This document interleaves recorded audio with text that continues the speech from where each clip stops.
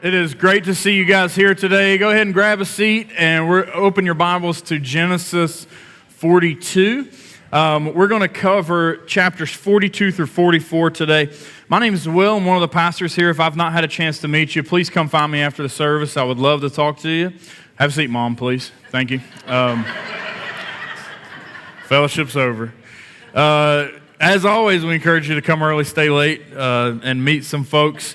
What we do at our church is we go verse by verse through books of the Bible, and we are going through Genesis, and we're in chapter 42, going all the way through 44 in this sermon, and we're actually going to finish Genesis before we move. We didn't think that was going to be the case, but we've had some delays, and so we're going to be finishing up the book of Genesis and then going into Psalms for the Christmas season as we move into our new building down the street. If you did your homework, thank you. We assigned homework of reading Genesis 42, 43, and 44. And so if you didn't read that, the door's back there. You can go ahead and get up and leave. And I'm joking. Don't. Some of y'all are like, all right, we're going to lunch early. No, seriously, I'll try to recap the story the best I can. But what we have is 3 chapters that are filled with a lot of detail. All right, and so I could have made this like 3 really boring sermons. And so what we did is we just turned it into one, hopefully not so boring sermon. And as we look at stories like this, sometimes it's easy to get kind of lost in the details. How many of you have seen the movie Grumpy Old Men? First one or the sequel? All right, God bless you. Some of y'all need to work on your sanctification. Go watch Grumpy Old Men. You can get it on VHS, I think. But it was one of my favorite movies growing up. We watched it all the time and laughed about it. But the Grumpy Old Men would fight, and one of their dads is a character in the movie, and he talked about how he loved to eat bacon, and he said, yeah, every day of my life they tell me I'm going to die, but I woke up in the morning and eat bacon, a whole pound of it, and then for lunch I eat a bacon sandwich, and then I usually drink my dinner, and then before bed another platter of bacon, and his son says, well, what's the point of that, Dad? And he says, what's the moral of the story? And he says, oh, there ain't no moral, I just like that story. And I quote that all the time. It's my favorite movie quote. Well, there ain't no moral, I just like that story. I tell my kids that when they're like, why are you telling us this, Dad? I just like that story. And so if we're not careful, sometimes we'll look at things in the Bible like this long story in 42, 43, and 44, and we'll say, oh, there ain't no moral. God just likes that story. And we just kind of like skim through it in our Bible reading, and we don't pay much attention to it. But I promise you, when you dive into the details of this, it's number one, I think something supernatural happens when the Spirit works through us in our Bible reading. And so if you didn't read this, please take time this week to read it. 3 chapters, not going to take you too long, but I want you to actually get the details of this story because it is important. But I'm going to try to summarize it for the sake of time as we look at it and show you really what I think are some good spiritual applications that should be healthy for your soul to take home from you from this story, okay? So I actually have 4 of those, but I'm not going to give them to you yet because I want to summarize the story first. Now, Joseph is who we're talking about in this final section of Genesis, and Joseph had 11 brothers. He was the favorite kid. He was given a coat of many colors by his dad, Jacob, and all of his brothers were extremely jealous of him. Now, when you're jealous of your brother, you should maybe just pick on him a little bit or bully him, but instead his brothers were like, how about we just sell him into slavery? It's kind of an extreme reaction, but that's what they did. So they sell him into slavery. He's transported by slave traders to Egypt. It just so happens he gets sold into the house of Potiphar, who's the captain of Pharaoh's guard. And so there he serves. God orchestrates a series of events. He ends up getting tempted by Potiphar's wife. She's trying to sleep with him. He gets wrongfully accused and thrown into prison for a lot of years. We don't know exactly how long, but probably 4 or 5 years.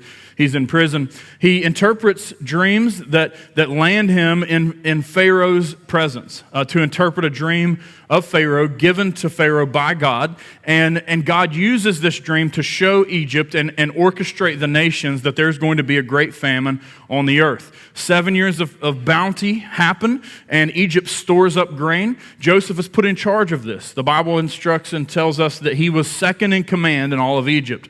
Then comes 7 years of famine, which is where we pick up the story today. And when the famine comes, the only thing left for the nations surrounding Egypt to do is to go to Egypt, because Egypt becomes the only nation that has food because of God's providence and Joseph's wisdom. So we'll pick up in 42 verse 1, and I'll go through kind of a summary of the story with you in these chapters. So verse 1 begins, "When Jacob learned that there was grain for sale in Egypt, he said to his sons, 'Why do you look at one another?'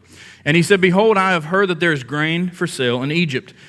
Go down and buy grain for us there, that we may live and not die.' So 10 of Joseph's brothers went down to buy grain in Egypt.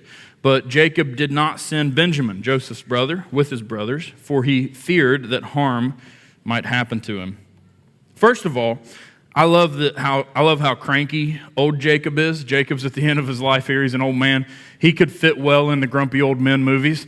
And in verse 1, he says, "Why are you looking at one another?" He's just so aggravated with his sons. They're getting on his nerves. They're starving to death. He's like, "Why are you just staring at each other? Go down to Egypt. They have food. Go buy us some things to take care of our family." But he holds Benjamin back. He's really protective of his youngest son, Benjamin. And let me remind you why. Rachel was his true love. This is the woman that he wanted to be with, that he wanted from the beginning. He ended up, by deceit, marrying her sister, Leah. But Rachel was the one that he always wanted. Now, Jacob ends up having 4 wives, but Rachel was his true love. And from Rachel, he had 2 sons, Joseph and Benjamin. Now, he believes Joseph is dead. He has believed the lie that his brothers told, and so he is extremely protective of Benjamin. Also, Rachel had died in childbirth, and so he's doing everything he can to spare Benjamin. So the other 10 go to Egypt to save the family. They go on this trip, they take money, they're going to buy food and bring it back up. Let's pick up in verse 6 and 42. It says, "Now Joseph was governor over the land. He was the one who sold to all the people of the land. And Joseph's brothers came and bowed themselves before him with their faces to the ground. Joseph saw his brothers and recognized them, but he treated them like strangers and spoke roughly to them. 'Where do you come from?' he said. They said, 'From the land of Canaan to buy food.' And Joseph recognized his brothers, but they did not recognize him." That's an important detail to the story. "And Joseph remembered the dreams that he had dreamed of them, and he said, 'You are spies. You have come to see the nakedness of the land.'" Now what's happening here is Joseph is remembering the dreams that God had given him when he was a teenager. Remember, he dreamed that the stars and the bundles of wheat bowed down to him. And so he had these dreams given to him from God, and he told his siblings that they would bow down to him. Obviously, that made them angry. But here he realizes the dream that he had dreamed, that God had given him, was finally, after decades, coming true. That his brothers did come to him, and they're bowing down to him in submission and reverence. And I want you to just take note of this, that if God says it, it will come to pass. The promises of the Bible are promises you can count on. Even if they seem too good to be true, even if they seem unbelievable, the promises of God are promises that you can count on. And I'm sure Joseph thought, you know what, nothing really ever happened with those dreams. That never really came to pass. Maybe I was wrong on that one, or maybe that was the midnight Taco Bell I ate the night before. But what happened was exactly what God said would happen. It took a long time, but it happened. And so Joseph here realizes that they are here because of God's providence, and he begins to test them. He tests them in a series of ways, and that really is the substance of these 3 chapters, is Joseph testing his brothers. Verse 15, he says, "By this you shall be tested, by the life of Pharaoh. You shall not go from this place unless your youngest brother comes here." Now, I look at this and I say, well, why would Joseph feel the need to test them? What's the purpose? My gut reaction is revenge.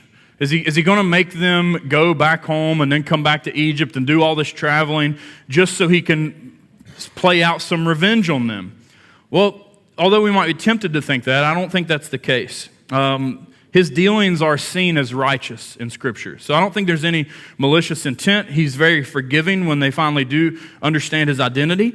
And also, we need to realize he could have just killed them. I mean, the power that he had, he could have put an end to them right then and there. Maybe he just wanted to teach them a lesson or make them earn it. But also I don't feel like he's doing that because he doesn't make them do any sort of labor. He could make them slaves, but they actually, at one point in a point of vulnerability, volunteered to become slaves, and he refuses to put them into servitude. But I think his motivations are different.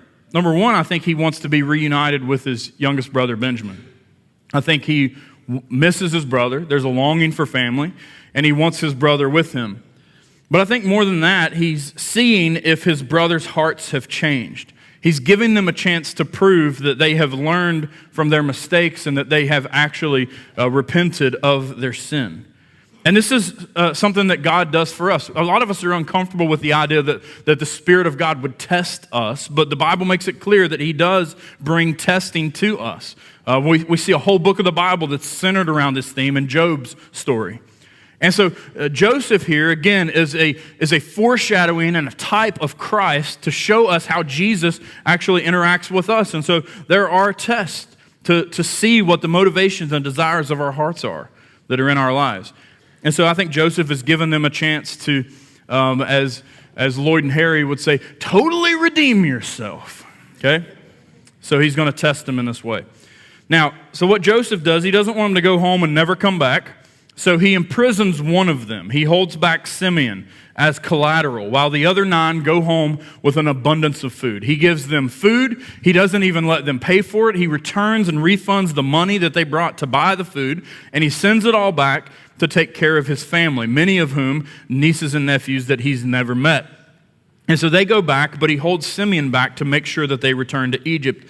And he tells them to bring Benjamin back the next time they return.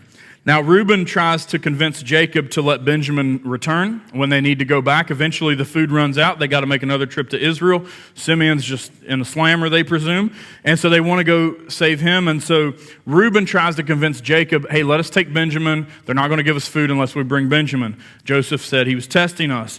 And here, Jacob's putting his feet in the ground. In 42:38, Jacob responds, my son, talking about Benjamin, my son shall not go down with you, for his brother is dead. He is the only one left. If harm should happen to him on the journey that you are to make, you would bring down my gray hairs with sorrow to Sheol. And so Jacob's just at the end of his life. He's got gray hairs, and he says, it would be the end of me if anything were to happen to Benjamin. Judah steps in and actually helps make this happen. He confronts Jacob. He swears and makes a vow to his father that he will take care of Benjamin. 43:8, Judah said to Israel his father, send the boy with me. We will arise and go that we may live and not die, both we and you and also our little ones. I will be a pledge of his safety. From my hand you shall require him. If I do not bring him back to you and set him before you, then let me bear the blame forever. And finally, in 43:14, Jacob says, may God Almighty grant you mercy before the man, and may he send back your other brother and Benjamin. And as for me, if I am bereaved of my children, I am bereaved. And so they don't know that this is Joseph. Again, Jacob thinks Joseph is dead. And they just find themselves between the rock and a hard place. They're going to starve to death if they don't go back to Egypt and get more food. And so Jacob here, verse 14 is a really sad verse. You see the hopelessness that he has. He does not want to let Benjamin go. He's refused it as long as he can. But the sad reality is Jacob realizes he can't protect his children forever. And this is true for you too, isn't it? Those of you who have kids, it's a terrifying reality that we face, that we can't keep our kids safe forever. We do everything we can to teach them while they're young, to raise them in the faith and root them in the gospel, but ultimately they will be in God's hands, whether we like that or not. God's providence is where they walk. And so these sons of Jacob take off again to Egypt. They return to Egypt to get food, and also their brother Simeon, and they have Benjamin with them this time. They don't know what to expect. They're very fearful as you read the details of the story. They're terrified of what may happen. They take twice as much money to try to buy favor. And where they may be expecting to go to prison when they get there, or at a minimum just spend time in the Egyptian marketplace to buy food, instead they're welcomed into Joseph's immaculate home. They're welcomed into the prince's home for a feast when they expect anything but that. And Joseph is not prepared at all. He gives them a feast as a blessing to them, but he's not prepared to let all 11 of them go home. He's gotten to see Benjamin, his brother that he longed to see. He still doesn't reveal his identity. They have a feast in their home together. But Joseph's not about to let all 11 of them go home and potentially never see them again. And so he has another test, and he takes a silver cup, which it was a very important chalice. The cup would have been a symbolic thing in those days. Think Lil Jon's chalice in those videos he made, right? Just an elaborate cup. And he's gonna basically put him to the test by putting it in Benjamin's backpack. Chapter 44, verse 1 says, he commanded the steward of the house, fill them in sacks with food, as much as they can carry, and put each man's money in the mouth of his sack. And put my cup, the silver cup, in the mouth of the sack of the youngest with his money for the grain. And he did as Joseph told him. So they essentially frame Benjamin to create this test. The Egyptian authorities catch up with the brothers as they're heading home with all of their food and everything. Maybe a mile or so down the road, they catch up with them. And of course, the prince's chalice is unknowingly in Benjamin's backpack. The authorities explain that the chalice is missing. It's been stolen, and they think that one of these brothers has stolen it. Well, of course, they vehemently deny that. They weren't guilty of stealing it. They're so confident that they don't have the cup that they pledge their own lives as slaves if it's found in their possession. 44:8 says, behold, the money that we found in the mouths of our sacks we brought back to you from the land of Canaan. How then could we steal silver or gold from your Lord's house? Whichever of your servants is found with it shall die, and we also will be my Lord's servants. And he said, this is the authority, let it be as you say. He who is found with it shall be my servant, and the rest of you shall be innocent. Then each man quickly lowered his sack to the ground, and each man opened his sack. And he searched, beginning with the eldest and ending with the youngest, and the cup was found in Benjamin's sack. Then they tore their clothes, and every man loaded his donkey, and they returned to the city. And so toward the end of chapter 44, you see this climactic confrontation destined to take place. Benjamin, it appears, is guilty of stealing this high-ranking official's chalice, and it appears that he is at the mercy of the Egyptian government, potentially even death, and at a minimum, slavery. And so the question is, how will these brothers deal with that? Will anyone stand up for Benjamin, particularly Judah, who made a vow to his father to bring him home? And I want to spend the rest of the time I have after we've kind of reviewed that story, highlighting these four spiritual truths that I see in this chapter. Number one, we see the providential circumstances of God. I've said this over and over as we've gone throughout Genesis. Every sermon, I want you to see God's sovereignty. These providential circumstances are things that are in God's control. Secondly, I want you to see provision in covenant, that even though we sin, we are provided for by a good and holy God when we trust in Him. Thirdly, I'll show you persistent conviction, that when we sin, we have a God that loves us enough to discipline and chastise us in our sin and bring guilt to our souls. And thirdly, we'll see whispers of the Messiah and premonitions of Christ, that this story leads us to look to the cross, not just a story. Let's look at providential circumstances. Excuse me. Over and over again, I've emphasized God's sovereignty. And so, young people, listen to me. Youth are meeting after church. And so when I use some of these words, I need you to understand what I mean. When I say sovereignty, I mean supreme power and authority. What that means is no one tells God what to do.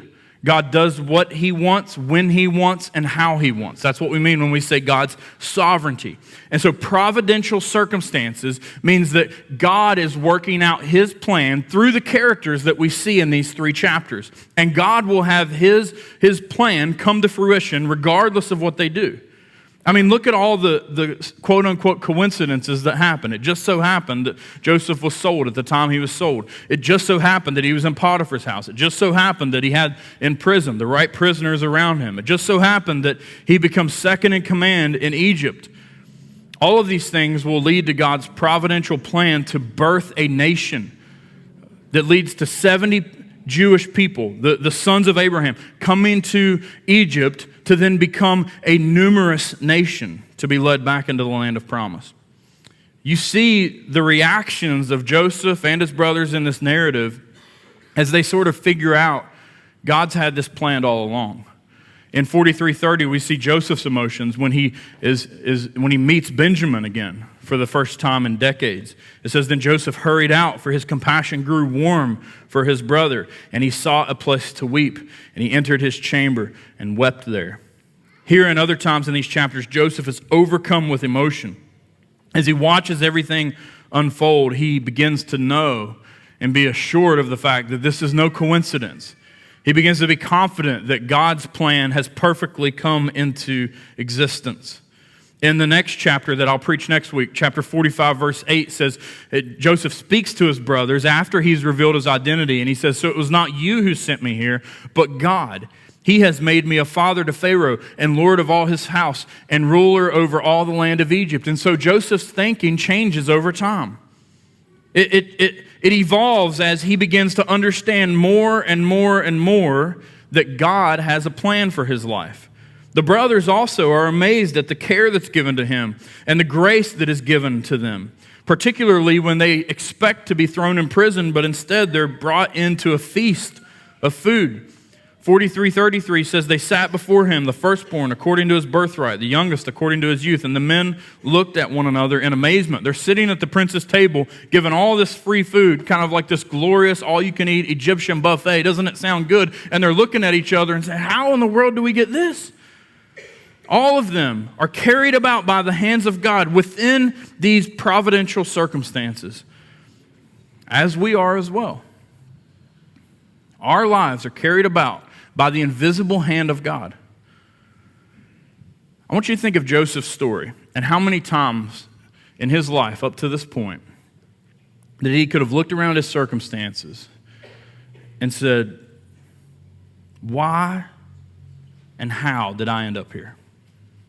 How did this happen to me?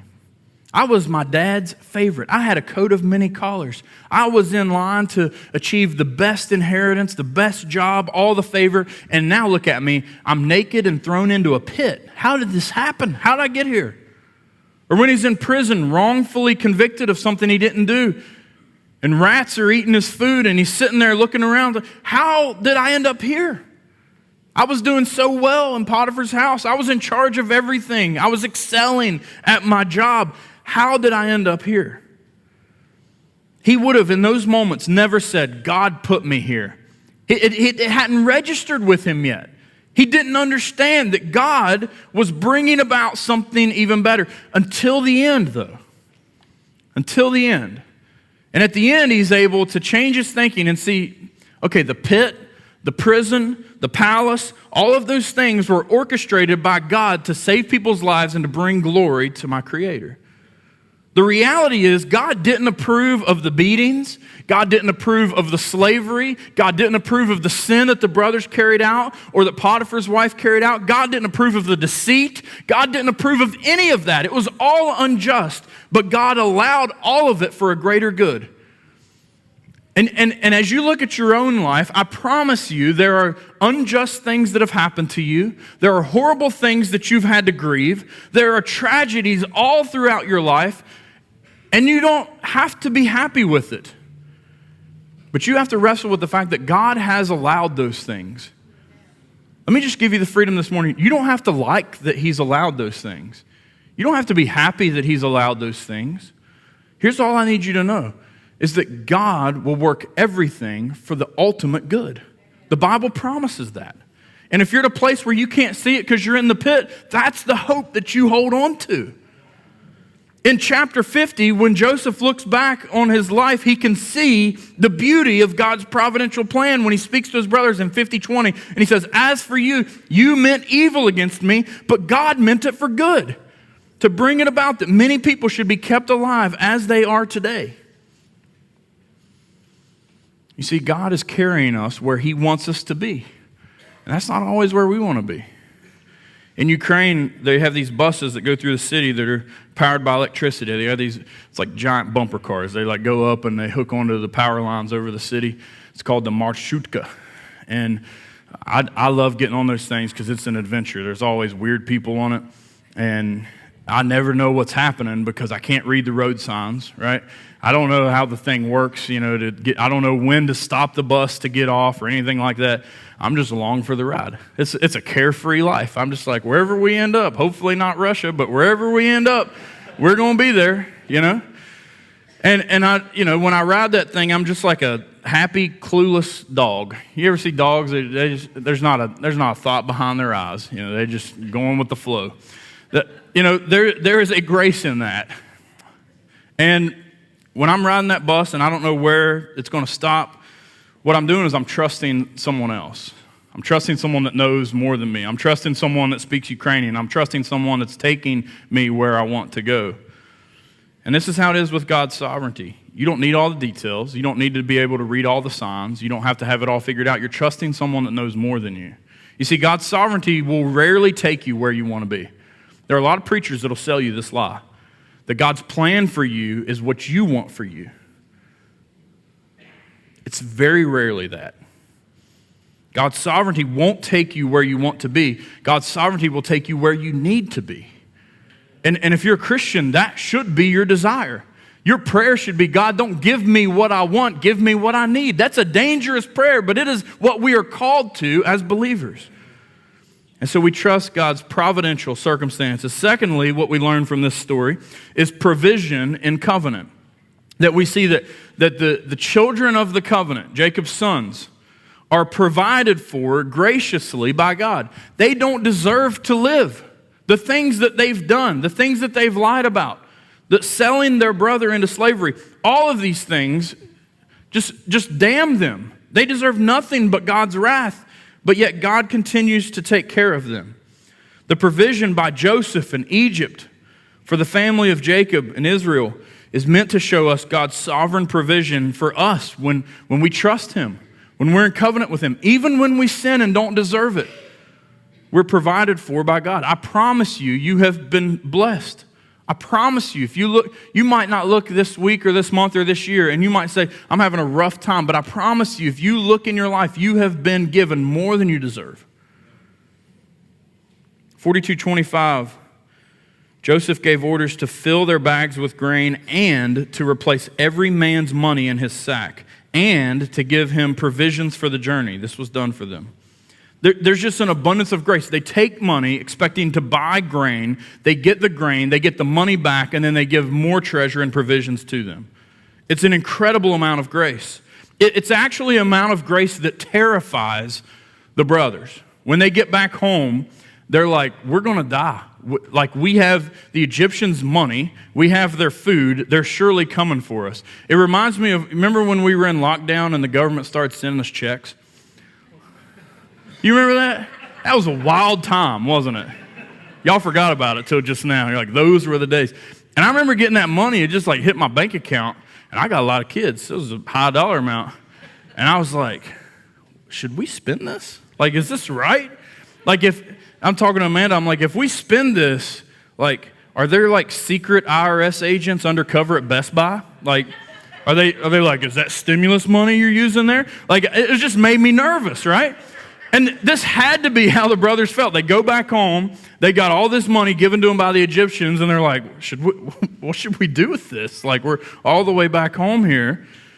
Jacob actually speaks to him and he says, hey, the Egyptian accountants made a mistake. There's a mistake here. There's an oversight is what Jacob says.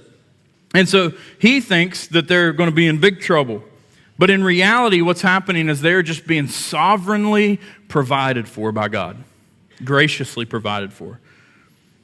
When they go back the second time, after they had received this free food and their money back, they go back and they take twice as much money, just in case they're like in trouble, or the IRS shows up, the Egyptian IRS.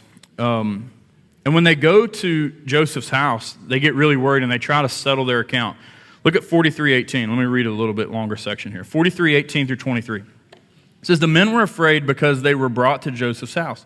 They said, it is because of the money, which was replaced in our sacks the first time that we are brought in, so that he may assault us, fall upon us, make us servants, and seize our donkeys. Like, there's a lot of bad stuff that's happened. We're going to be slaves. They're going to beat us. They're going to take our donkeys. Our pets' heads are falling off, right?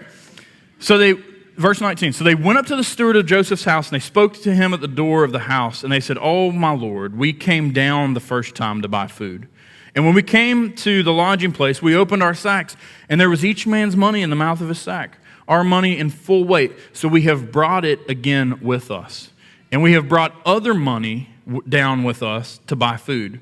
We do not know who put our money in our sacks." Look at what he replies.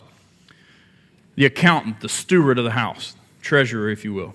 He replied, "Peace to you, do not be afraid. Your God and the God of your father has put treasure in your sacks for you. I received your money." Then he brought Simeon out to them. Notice what the steward tells them. First of all, he clears up the misunderstanding. He says, "You didn't neglect to pay. I received your money. Your account is not overdue. You paid in full. You did nothing wrong." But he also attributes the blessing to their God. This is a man who is probably not a worshiper of the true God, the true and living God. He's probably a polytheistic pagan. And he attributes the blessing to their God. Now, as we look at this, we're like, wait a minute though, God didn't put the money there. Joseph did. Joseph was looking out for him. Joseph is not God, but he works for him. You are not God, but you work for him. At least you're supposed to be. And what this teaches us is that all the blessings that we receive from God, the ability to work and have a job, the blessing of any financial gain that we have or possessions, all of that doesn't make us just wealthy recipients. It makes us stewards of the living God. Therefore, it's not an obligation. It is a privilege that you get to be a steward. And so in God's kingdom, you're two things. You are both a recipient and a conduit. You don't just sit and receive from the king. You get to do the work of the king. You get to bless others on behalf of the king. This is the grace that you are called into. That you have plenty to live on for yourself and to be blessed in yourself, and you get to help others. And so at our church, listen, we don't pass a plate a whole lot. We don't shake you down for your money. Like if you're not a member of this church, just keep your money. I could care less. But those of us who have said, this is our family, this is our covenant family, we're going to sacrifice the money that's been graciously given to us by God's providential circumstance in our life. And guess what? You get to a place you can't pay your bills, the church is going to pay them for you. It just happens. That's what we do as family because we're recipients and we're conduits. The third thing we learn from this is persistent conviction. What I love about this story is that the brothers don't get off the hook. They can never get far enough past their sin to get over it. This will preach. This is how the Spirit preached to y'all. Whew. So many times we think, all right, I've done great wrong in my life. I've sinned in a lot of ways. And I'm just not going to talk about it for a long time, and eventually everybody and me and Jesus will get over it. It's not how it works. They thought, there's no way we'll ever see Joseph again. That's the end of that dreamer. We'll never have to deal with this again. But the present and persistent conviction exists in their souls throughout all three of these chapters. And it shows that God's not done with them. He loves them too much to let them continue in their denial of what they had done. After Joseph had thrown them in the slammer for 3 days, they acknowledge it. And they have a conversation actually in front of Joseph, which it's a really compelling visual if you think about it. They don't know Joseph as Joseph. He's speaking Egyptian, they're speaking Hebrew, and they begin to fight with one another, and they don't realize Joseph can understand what they're saying. 42:21 says, they said to one another, in truth, we are guilty concerning our brother, in that we saw the distress of his soul when he begged us, and we did not listen. That is why this distress has come upon us. And Reuben answered, did I not tell you not to sin against the boy? But you did not listen. So now there comes a reckoning for his blood. They did not know that Joseph understood them, for there was an interpreter between them. The guilt of selling their brother into slavery lives on their consciences because God makes sure that it does. The conviction of his Spirit is there. Listen, godly discipline is not for the reprobate. It's for sons and daughters. The Bible makes it clear that godly discipline, conviction, and guilt, you don't eternally and perpetually live in the shame of your sin, but if you go and try to ignore it, God will convict you of it. He'll make it miserable for you until you make it right. And so even if you've confessed your sin, if you've become a Christian, listen, you need to live free from that sin. You need to walk in holiness. You need to confess it. You need to move forward from it. You need to right the wrongs of people you've offended. Reuben is still trying to make up for it in this narrative. He's the one who tried to save Joseph, but then covers up the lie as well. He speaks up and he says there's going to be a reckoning for his blood. He's saying God is punishing us. This guilt comes up again from the mouth of Judah. Later in chapter 44, after the cup is found in Benjamin's backpack, I want you to think about this. Judah knows they didn't take the cup. Judah knows they didn't do anything wrong. Judah knows they didn't steal anything. But yet, in 44, 16, and 17, Judah essentially confesses to guilt. Judah said, "What shall we say to my Lord? What shall we speak? Or how can we clear ourselves? God has found out the guilt of your servants. Behold, we are my Lord's servants, both we and he also in whose hand the cup has been found." Why would Judah say they're guilty when they're not? He knows they didn't take the cup. Why would he admit to it? Well, he clearly views the entire predicament as a judgment from God.